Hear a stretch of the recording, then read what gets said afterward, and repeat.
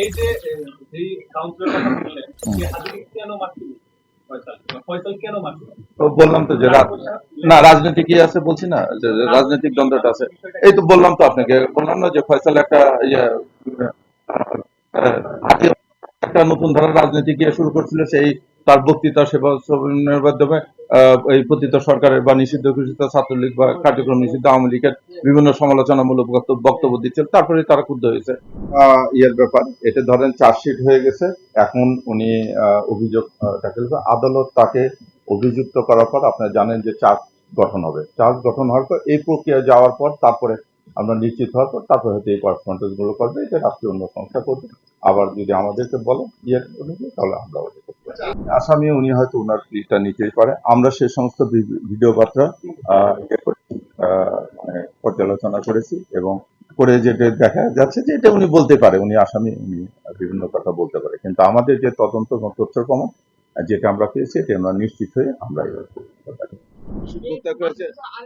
ওর ছোট বোন মাইনুর তার সঙ্গে গিয়েছিল, ওই বান্ধবীর ছোট বোন এটা আমরা এটা আদালতে গিয়েছে, বিচার কার্য শুরু হলে পরবর্তী কার্যক্রম অবশ্যই গ্রহণ করা হবে। প্রতি আইনগত যে যে ব্যবস্থা আছে সমস্ত ব্যবস্থা নেওয়া হবে।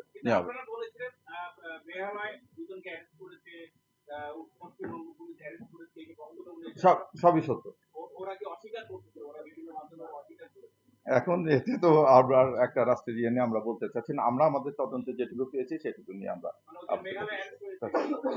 এটা আমরা জানতে পেরেছি, এটা তো স্যার আগে বলে গেছে। জি এই যে যেই কাউন্সিলর কথা বললেন, সে হাজিকে কেন মারছিল? ফয়সাল কেন মারছিল? বললাম তো যে না রাজনীতি কি আছে বলছি না যে রাজনৈতিক দ্বন্দ্বটা আছে। এই তো বললাম তো আপনাকে, বললাম না যে ফয়সাল একটা ইয়ে আহ, একটা নতুন ধারার রাজনীতি গিয়ে শুরু করছিল। সেই তার বক্তৃতা সেবা শ্রবণের মাধ্যমে এই পতিত সরকারের বা নিষিদ্ধ ঘোষিত ছাত্রলীগ বা কার্যক্রম নিষিদ্ধ আওয়ামী লীগের বিভিন্ন সমালোচনামূলক বক্তব্য দিচ্ছিল। তারপরে তারা ক্ষুব্ধ হয়েছে রাজনীতিক এখন। হ্যাঁ এটা পরিষ্কার করছে, এটা আমি একবারে একটু